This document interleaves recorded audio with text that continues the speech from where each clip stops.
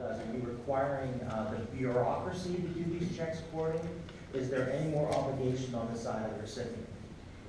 So, no, we're required. It's a bureaucratic thing. We're looking at it, and it's just requiring a computer basically to run computer programs at least quarterly, and run the cross check of the systems against each other to make sure that somebody who our tax records indicate is now paying taxes that would equate to a $50,000 a year job, and we're getting those deposits on a weekly basis for the tax records, and yet we're showing them the same person as receiving benefits. And you know, those are the kind of things that you flag that, send it to the local people that, you know, and our people do their jobs, and they check it out, and they find out that, oh yeah, the gentleman was able to, you know, a health condition has resolved itself, and now he's able to return back to work. So you know, we say quarterly, but we're hoping with technology they can do this on a monthly basis.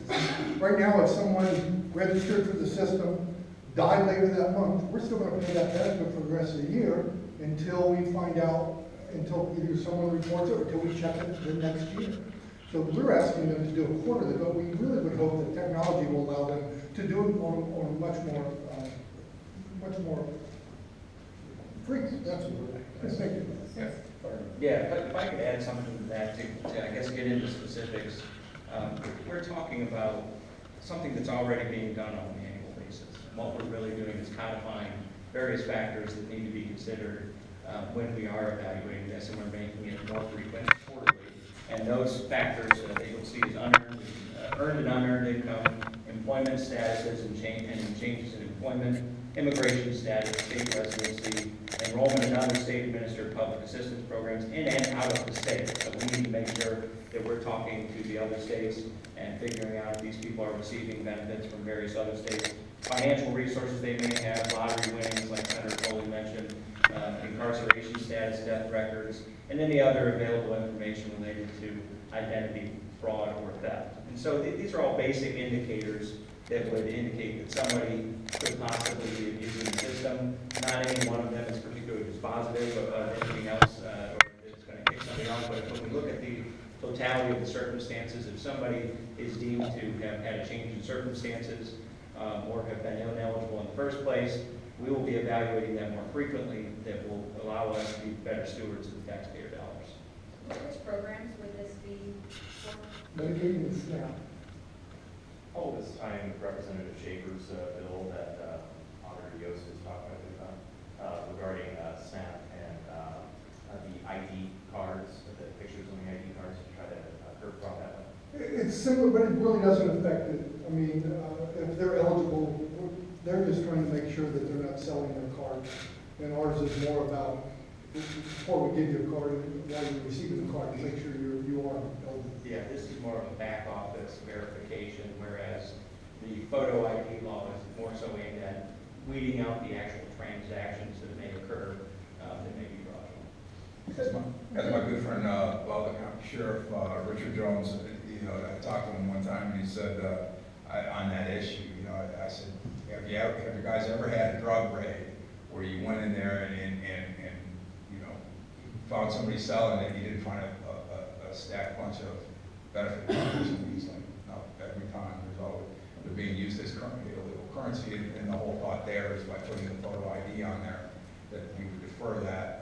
This isn't really the same thing. That requires a federal waiver right now, and those kind of things to get that done. We're just looking at stuff that we're permitted to do under current law. You know, through the Foundation for Government Accountability, I got to meet with some of my colleagues in other states, including the governor of Maine, and they talked about, you know, creating cooperation among several states to make sure that we cross-check each other's databases on those kind of things. And you know, that's where a lot of this information came from, was meeting with legislators from Illinois and Maine and Florida and all over the country, addressing those kind of concerns. Do you know how much money it'll cost to implement your proposal and what the projected savings might be?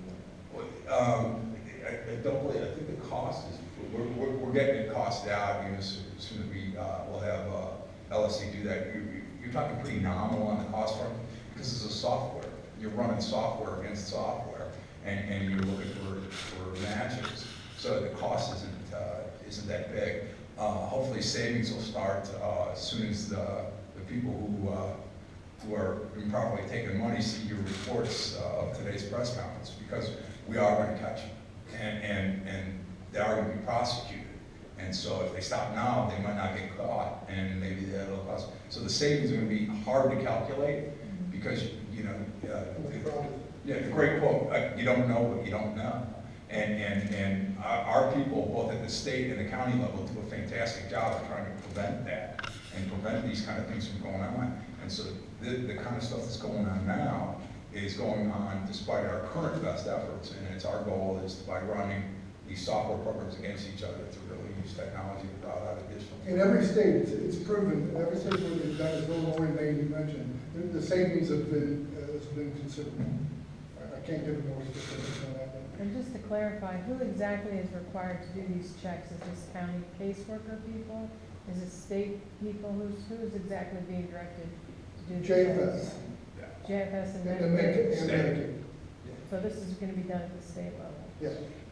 But something I want to point out, we go out of our way to make sure we're not hurting any recipients that should receive it. If we discover there is discrepancy, we reach out to them. We give them an opportunity to respond, okay? And the whole time we continue the benefits. And if their response, they can, we define their response as inadequate or they don't respond, then we go ahead and cut off the benefits. And then if it is truly a case of criminal fraud, we refer it to the police department. And does this change what the individual recipients have to do in terms of reporting? Are they still, Nothing. so their reporting stays the same? Correct. Okay. Can you expand a little bit on what notice and the kind of timeline is on that? Because I assume, you mentioned software, but I assume there's also some human beings involved in checking to make sure there isn't, a mistake. When you look at the bill, it's requiring the quarterly runs of the reports, which very little human involvement in that. It's from what we can gather, and that's the purpose of the bill process, is if the administration may surprise us by saying there's some huge problem in doing this, but we don't believe that to be the case. It has been the experience in other states. But then you talk about the process of once that's done, and if matches are found, then as Representative Henne pointed out, then the bill lays out the process.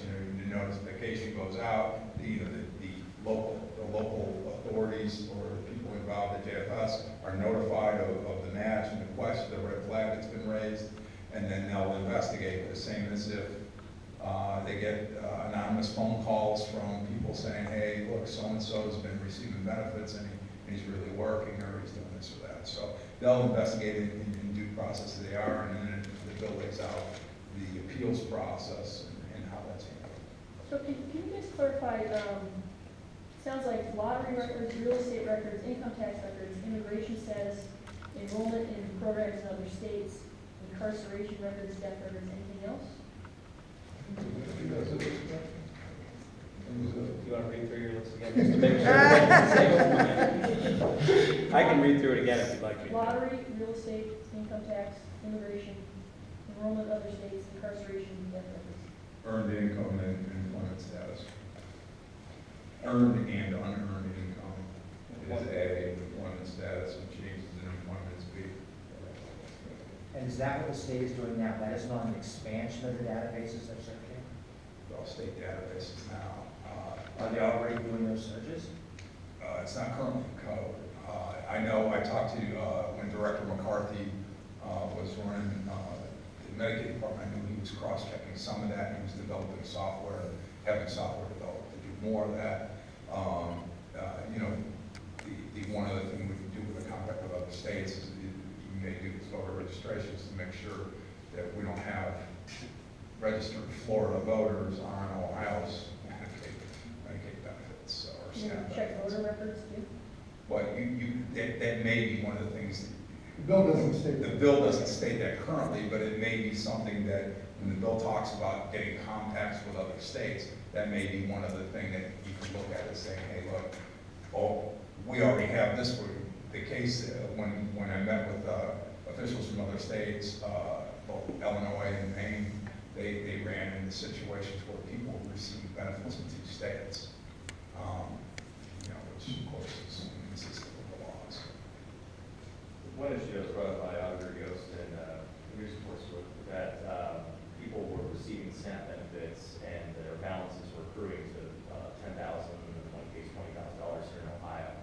Whereas it was found that wasn't particularly fraud, it was just allocation of funds where it wasn't needed. Does this address that? Because if I remember correctly, DJFS did not run a cross-check on those accumulation of records until it was asked. Yeah, this bill doesn't specifically address that. You guys know what the SNAP and the Medicaid enrollment numbers are right now?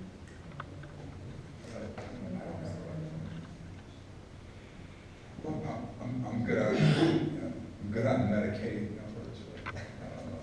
And I just want to clarify what's required now and what's different, what's required as this bill. You're saying this is something they already do on an annual basis, or your bill would require both quarterly checks and additional things checked? A lot of what we're putting in this bill have been discretionary among the administration to do, and I mean, we believe a lot of this is being done. I see. This is just codifying it and making sure the practice is done on a quarterly basis. Last question. You mentioned other states and their savings. Do you have any idea what percentage of fraud that has been found in some of the other states? I think I don't think we have a hard number on that, because their experience has been the same. As soon as you very publicly come out and do this, a lot of that stuff you start seeing your case numbers come down, because people suddenly realize, hey, I better stop this, I'm going to get caught, and thus the reason we wanted you guys to know that and get the word out, that, our goal is not to try to catch and arrest people here. Our goal is to make sure that only people that are entitled to participate in the program receive the benefits, so therefore I have enough money to take care of all the people in need, and that's our goal. One sentence summary, every dollar that we give to somebody who doesn't qualify, somebody is a dollar we're taking away from somebody who needs it. That's the goal of the summary, the goal of the legislation, right? Okay, thank you. Thank you.